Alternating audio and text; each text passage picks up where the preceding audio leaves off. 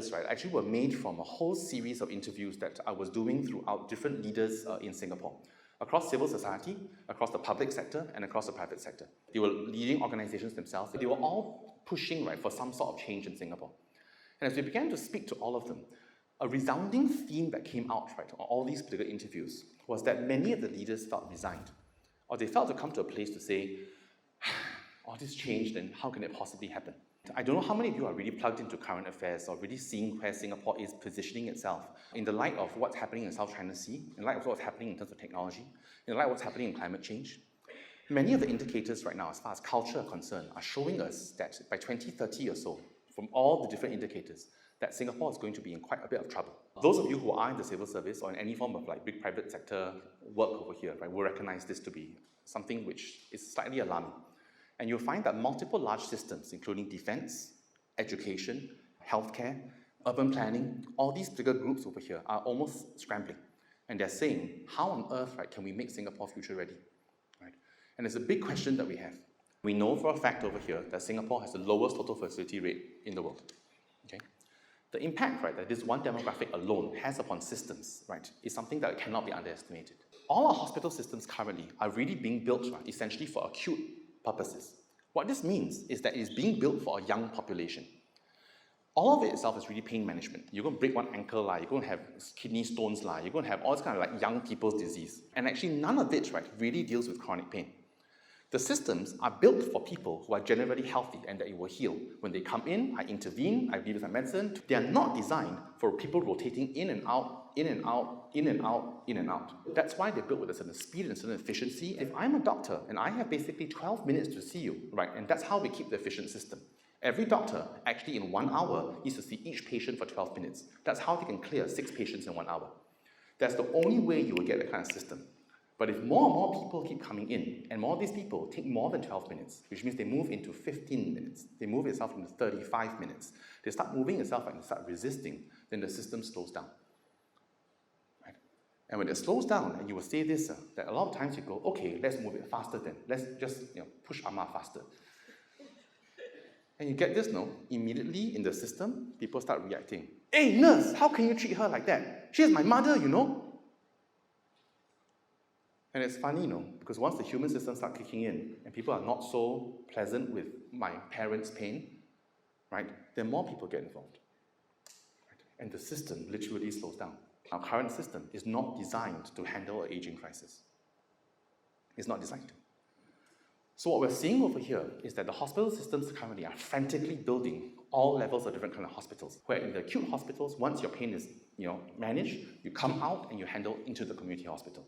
Right? And there, you may have less professionals, less doctors, but over there, there'll be some volunteers that will come in and begin to help you. Then doctors start to ask, but I was never ever trained to build community. The ratio of doctor to patient is largely 1:6. But in a community step down, the ratio is 1:20. And what I need is more volunteers. But as a doctor, do I know how to raise volunteers?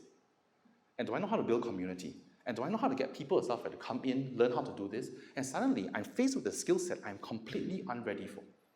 It takes, 8 years to train a doctor. It takes 5 years to train a nurse.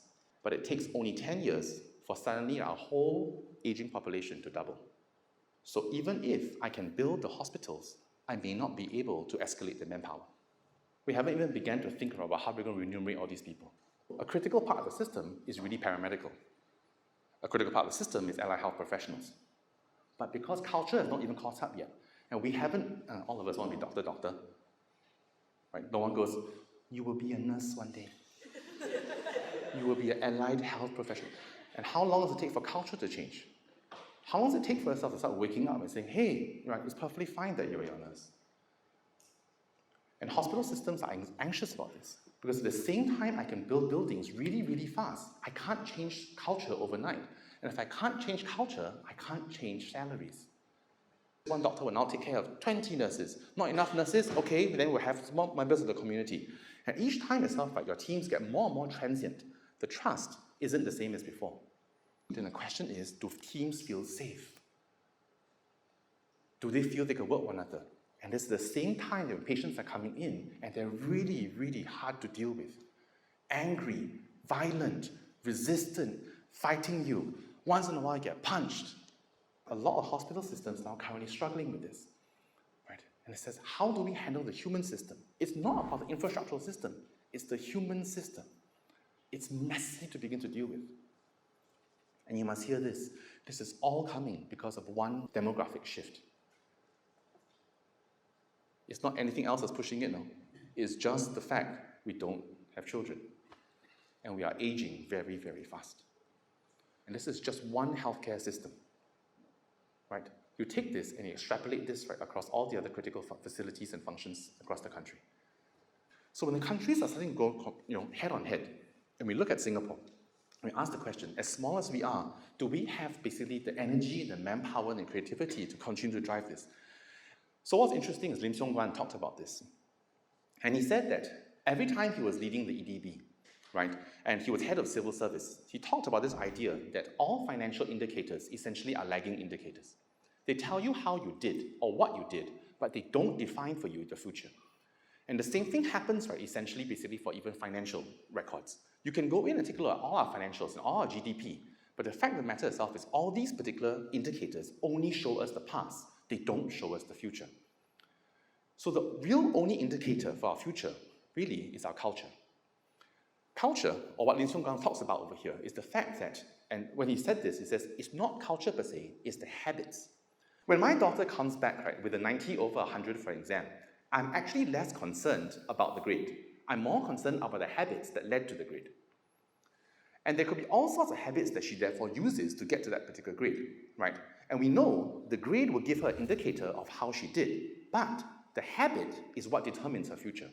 And you'll find that the principle is identical to a country. There are certain habits, right, that are currently in play, primarily emotional habits. They are already things that we start to go into. Indifference, cynicism, resignation. Basically, the articles over the past 3 years, the word change is the most commonly repeated word right across headlines. Change, transform, change, alter. Is that if we push the word change, how are people responding to that word? How are people really responding to that word? Out of a few hundred interviews, we are running from leader to leader, middle manager to middle manager. Almost everybody echoed that top line. It is time for change. Everyone can echo it. But you see those 3 lines below that? Right? Those were the most commonly reiterated statements, right, that followed after it is time for change. If you take a look, right, at the 3 lectures you have here, the first lecture is about the burden of being powerless. And this is directly in response, right, to the statement that we were hearing the strongest. And the statement was, I want to change, but something will stop me. I feel powerless. I feel unable to move this, right? Even if I want to change, so what? The forces are so strong, right? The system is immovable. I feel small, right? Insecure. The second one is talking about this idea that inheriting the sins of our father. It is possible to change, can change, but we're going to pay a very heavy price, right? There's going to be a trade-off of some kind. The third lecture, the phrase is, the personal cost for change is just too high. And what the whole third lecture is about, right, is really that, paying the price for courage. Right? And the whole question we ask is, are we willing to pay that price? Because we title this entire lecture, right, The Burden of Being Powerless.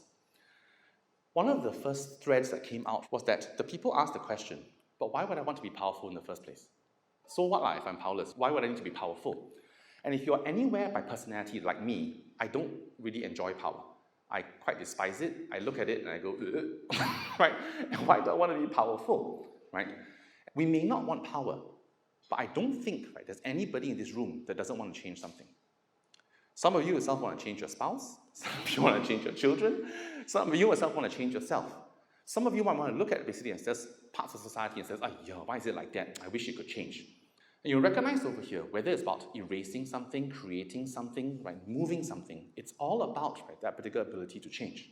But when we change things, and we request for change, we only request for change because there's something about how we think about the future. We go, well, if we just keep things as we are, and we don't ask the question, or we don't make the request, right, that future is not something I want to live with.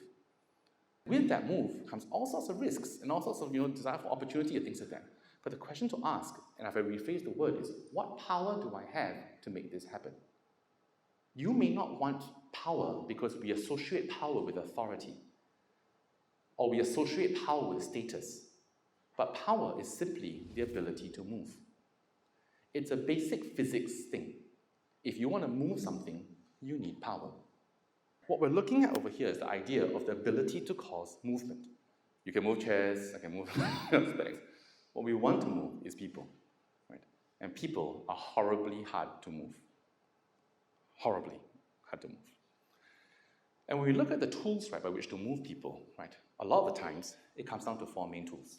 All of them are equally powerful, but they escalate itself in terms of the level of intervention.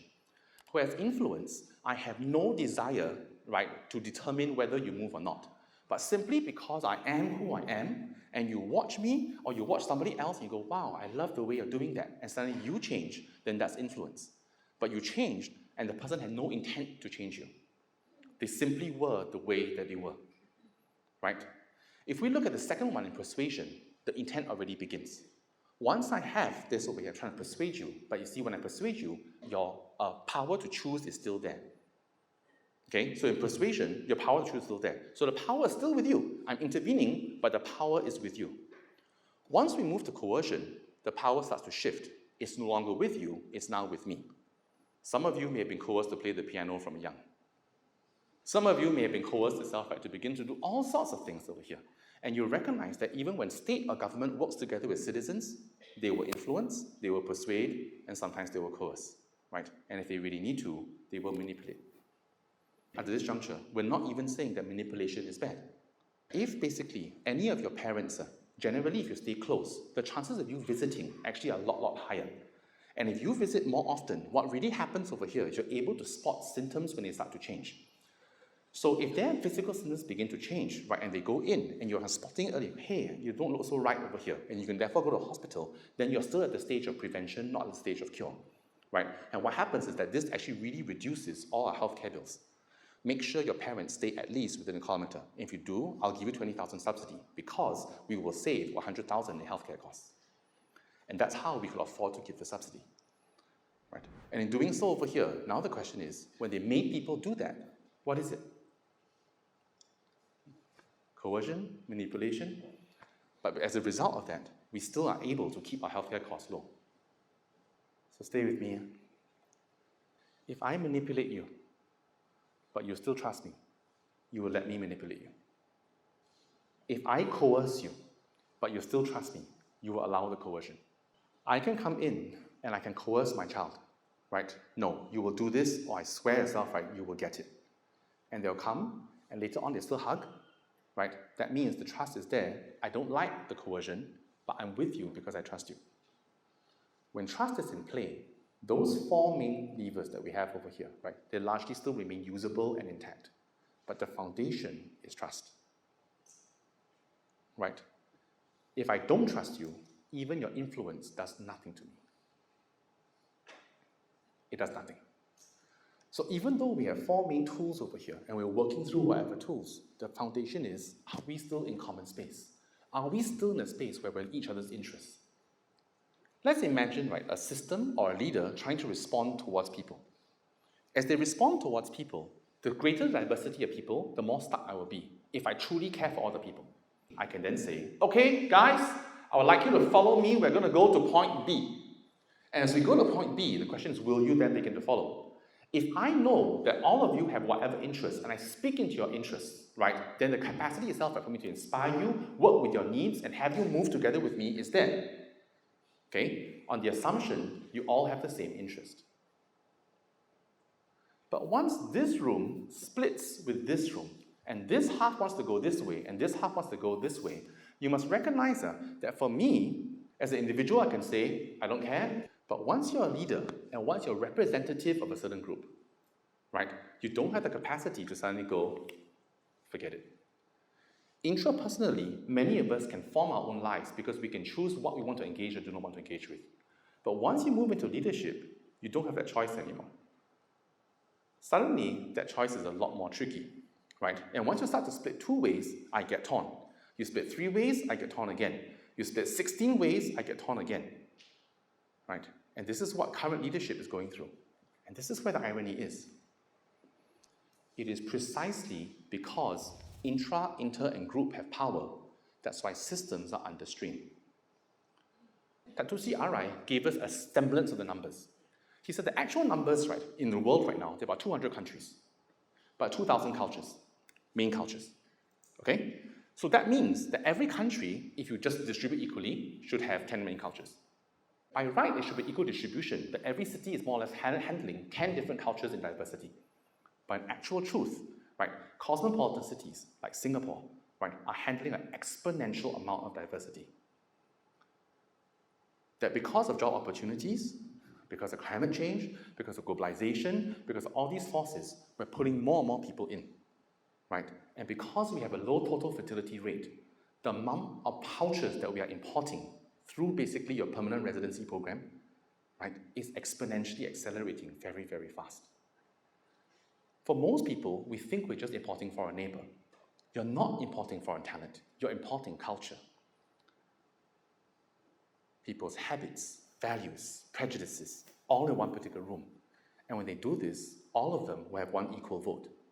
We will crack along all racial, religious, ethnic, gender, sexuality lines. Because we're really very, very diverse. And leaders will over time appear more and more incompetent because they can't make the decisions to make you happy anymore. And it looks like they are so useless. Right? And this is not just true of political leaders, no. This is true of the entire civil service. Because the main job is public good. But what is public good when the public can't agree? Systems wouldn't feel the stress they're feeling right now if individuals didn't have their own agency and power. If you were all right, still, automatons and following whatever you're following over here, systems actually were very, very happily moving ahead, right, doing whatever they're doing. The fact that they're so stressed right now, right, and they don't even know what to do anymore, and any one single way itself that they will lose, it shows you that the individuals have already gained power.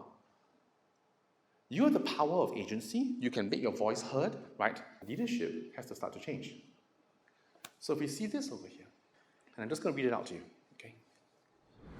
How confident are you that Singapore will survive your death? All I can say is I think Singapore is safe for 10 years. No trouble because there's a team in place that will handle it. Whether it will be 15, 20, 30 years, depends on them getting a team of players very soon. Part of a team is in place, but you need a leader. You need somebody who can communicate, who can mobilize people, who can move people. It is not enough to have good policy. You've got to convince people. It's not about the cleverness of our ideas or the quality of our policy. It will still come down to moving people. And if you want to move people, you need the power. Most of you are aware, right, of any form of basic innovation curve, right? Let's begin with enthusiasts. Okay? People will say a nice idea, right? How do we handle mental health? Well, let's go in. I'm enthusiastic about this cause. And doing so over here, you need that second group of early adopters. Then basically your early majority. The thing about the emotional line, right, is that it looks actually like this. All these enthusiastic people are like, oh wow, so exciting, mental health is wonderful. And people will jump in, right?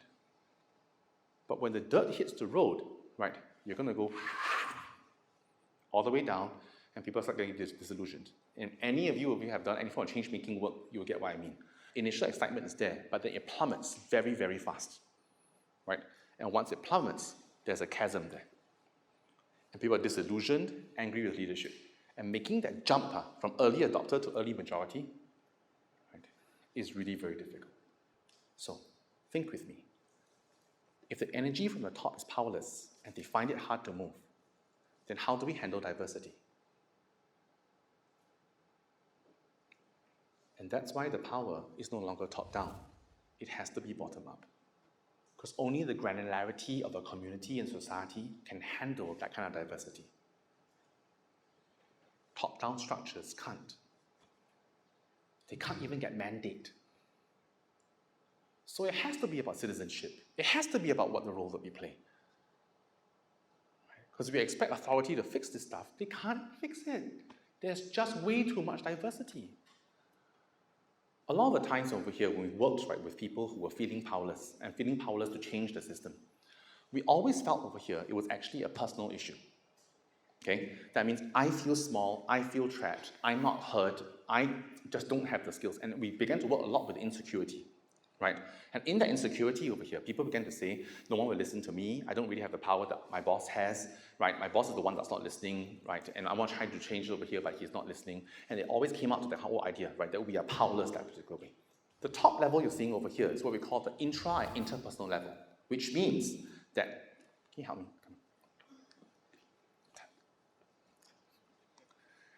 He can feel powerless because inside he feels small and incompetent.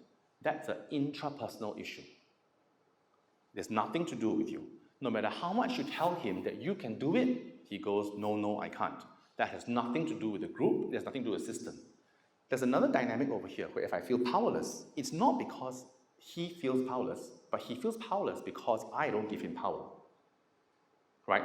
So somehow he expects power from me. I could be his father, I could be his mom, I could be his wife, I could be his child, and he says over here, I can't move this because this person won't let me. That's interpersonal. Some of you will say over here, I don't have power because no one else believes in me. I've got intrapersonal power, I dare, I have skills, I'm going to try, but no one is following me. That's really got to do with the group. That means you don't have followers, you don't have a group, you don't have a tribe, right, that will move together with you. Okay? So in order for us to move, we need that intrapersonal. We need to have clear interpersonal relationships where people will give us that power. We need to have tribes that will somehow begin to follow. And once you're at that stage, where intra, inter, and group all have some level of power, you will actually start, the system will start to notice you. The larger system will start to notice you. What's going on here? If you saw me at 28, I couldn't have moved nothing. Nothing, right? When I woke up every single day, I wished a bus would hit me. I wished over here every single day I would die. But I never had a place over here where I dared to commit suicide. So if you ask me whether or not I will come to a place at 45 years old, I'll be some sort of change maker and speaking at the audience like this, there's no freaking way I would do that. But it began with intrapersonal work. Right? It began with a few people believing in me. Not huge groups, not tribes, just a few people. Right? And they came to me and they gave me power. And this is what's very interesting and important to catch. Power is not claimed. Power is assigned. Power is not claimed. You can claim all the power you want, and you can say over here, I have power! No, you don't. You don't have any power beyond what is assigned to you. You know, sometimes you will have these particular groups where you may be a leader in a group, right? And suddenly you make a declaration, and it says over here, tomorrow, right, we're going to do this, and we're going to increase productivity by 15%. And then one person, right, in the room just goes, and rolls their eyes. Then this leader goes, okay, maybe not. And then they pull back. Now the question is, how come that person who rolled their eyes has power over the leader? Because they just moved the leader. And you guys have experienced this all the time now. You can do something, declare something, try something. One person just raises the eyebrow, immediately you shrink. And the question to ask is, why does this person have so much power? And it's not because they claimed it, it's because you assigned it. You have given these people power. Right? And I gave a lot of people power in my life, right? Such that I couldn't feel I could do anything. Gave them all power. And doing this bigger piece over here, for the past 10 years, I've been doing self-work. Right? Clean my shit up. Clean my dyadic work up. Clean relationship to relationship up. Right? And for some reason, because I got these places into health, some trust began to come out. Right? And people began to say, hey, I think you're healthy, you're healed, and I associate you with somebody I would like to follow. And that's how tribe began to form. And in doing so, the system started to pay attention to who is this person that's moving tribes. I was working with this young man in one of the poorest environments in Singapore.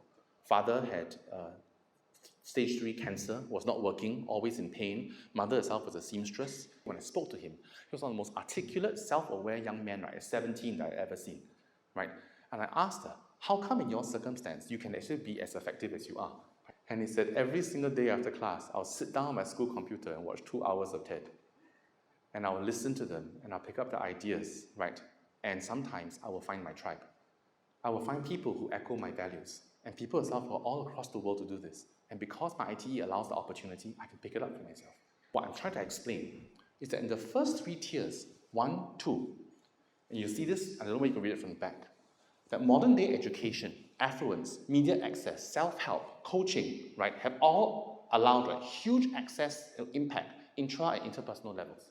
But when we clean out our relationships, our intra and inter, then the second thing is that this century beyond any other century, has given us more opportunity to form tribe, right? The internet alone allows you to form tribe. Communities allow you to form tribe. If we come to a place, right, where we think that a lot of our capacity over here of being powerless is at an intra or interpersonal or even group level, I would suggest to you the 21st century provides opportunities that prove otherwise. It really may be a question of willingness, that we're just not willing to go there or don't find it important enough. So the question to ask, right, is what level, right, does your own powerlessness occur? Okay, and what might it look like?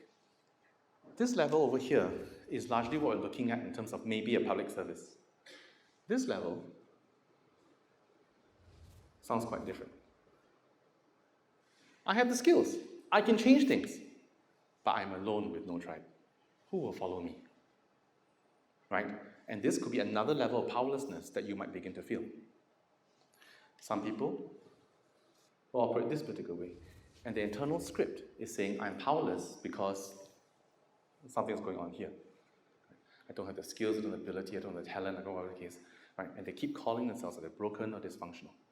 And what you're seeing over here is that each and every level, it literally gives you, right, an idea of where to start working.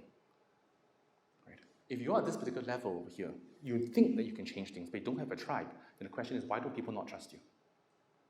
Stay with me, okay?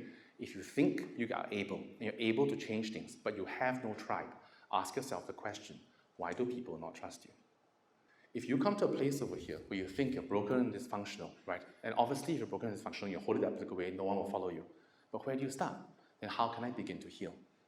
If you have your aspirations, right, your values, whatever the case over there, even itself your ambitions, you need to change something.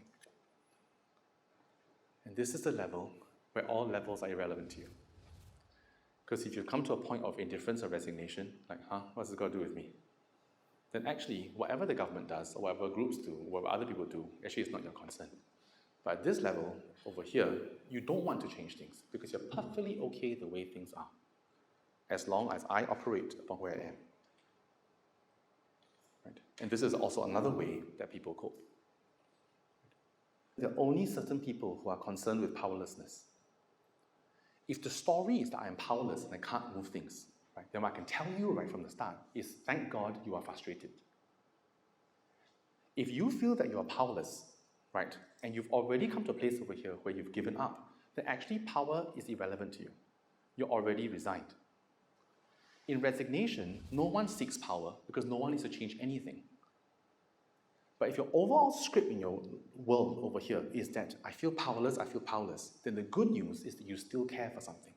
You still actually want something to change. Resignation is step 2.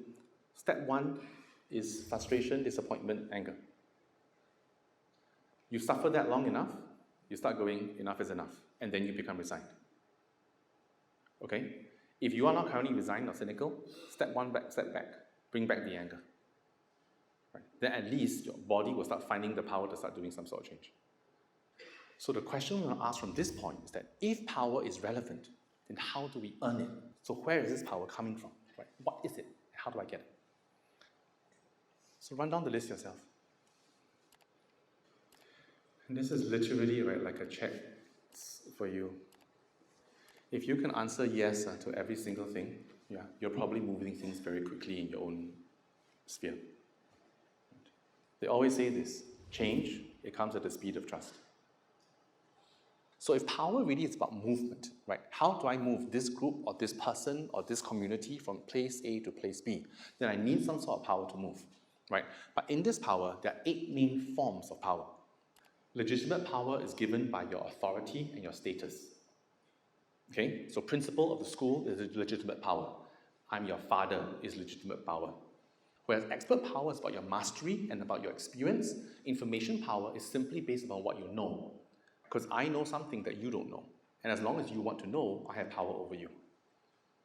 Right?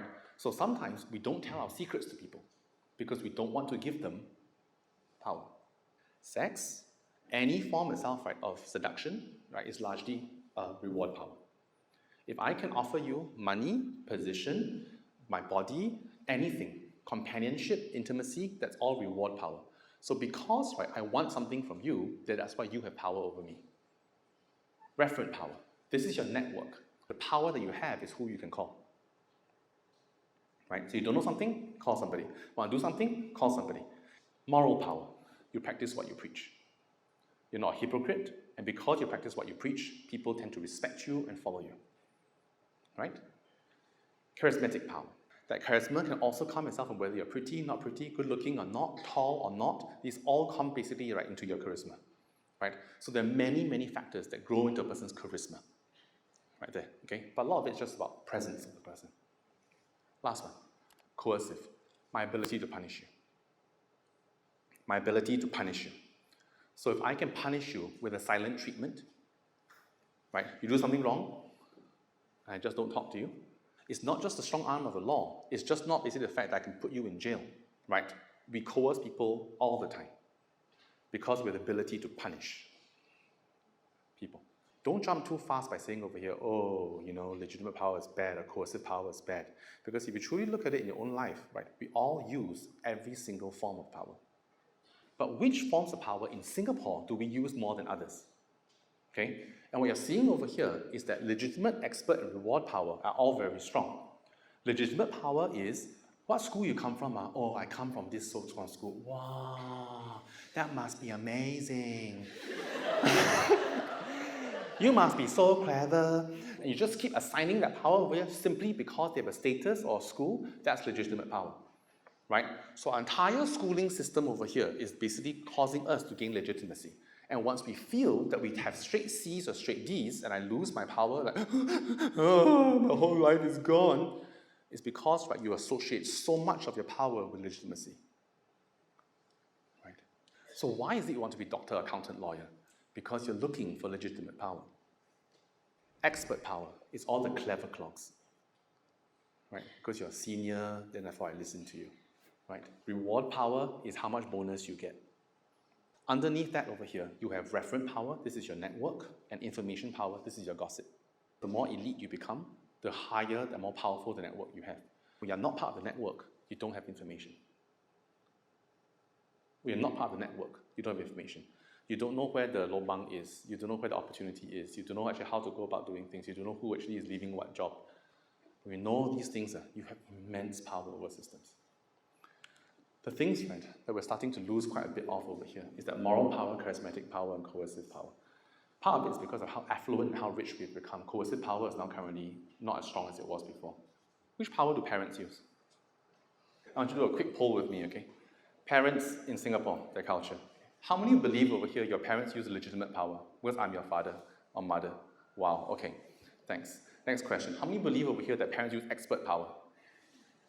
Less, okay. Parents use reward power, quite a bit. Parents use referent power. Referent power like this. You don't listen to me, your auntie say, that's what it looks like. Referent power is borrowing from the network. It's saying over here, hey, all these people saying this over here, and then they pressure, right? Information power? Less. Moral power? Not bad. Charismatic power? Wow, 2, 3. You don't have very charismatic parents. Last one, coercive power. Yeah.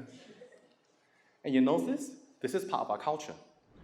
So if parents use this, and you learn it, guess what you start to use when you work? Because you may not have experienced other ranges of power. We began to learn this over here, and I said this right from the start of the entire lecture. Culture is your future.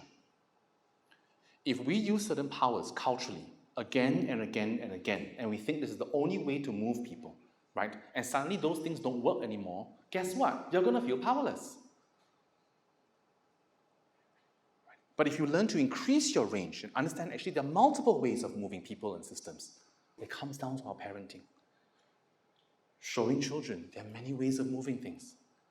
You don't have to gain expert power. You don't have to gain legitimacy. You can have moral character. You can have great networks. You can still win. Be do have is a very common model we use to actually do for any form of human development. Okay? In the development, the general assumption that people have is this. Because I have, that's why I am. So you see how direction moves? Because I have, that's why I am. So if you take a look over here, this is this year's A-level results, a screenshot itself, right, of the chats that people had. So they will say things, to be honest, after all, it all depends on my grades. Then if I qualify grades, it's still A no matter what. Good grades equals good course, equals good job, equals good money. Then what? Right? You see what's come over here? Therefore, they're saying, if I do not have, then I am not who I am. That who I am is dependent on what I have. Right? So what you have over here is there's a very strong focus upon owning something so that you are. So because I have a Ferrari, that's why I am successful. Because I have a Harvard degree, that's why I am confident. Because I have, right, this particular spouse, that's why I am wanted.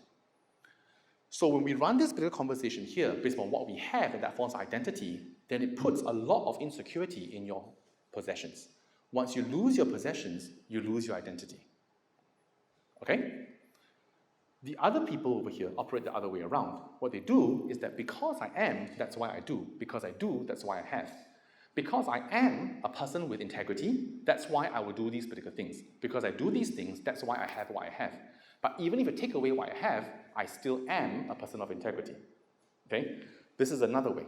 So, let's take we do have and put it into a Venn.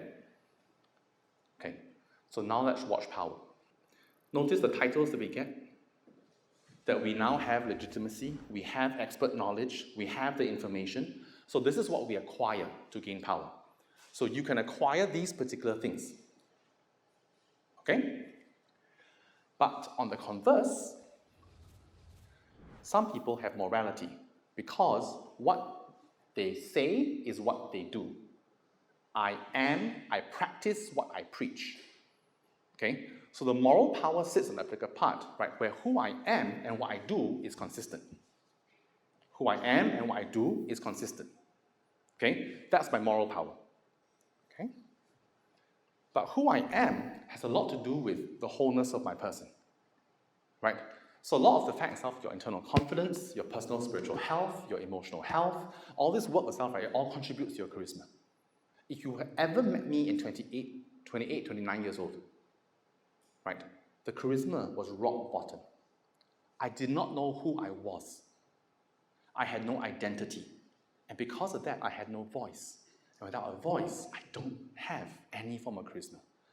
No one will listen to you because you don't know who you are. Right? So the charisma itself is not about whatever other traits we normally have over here.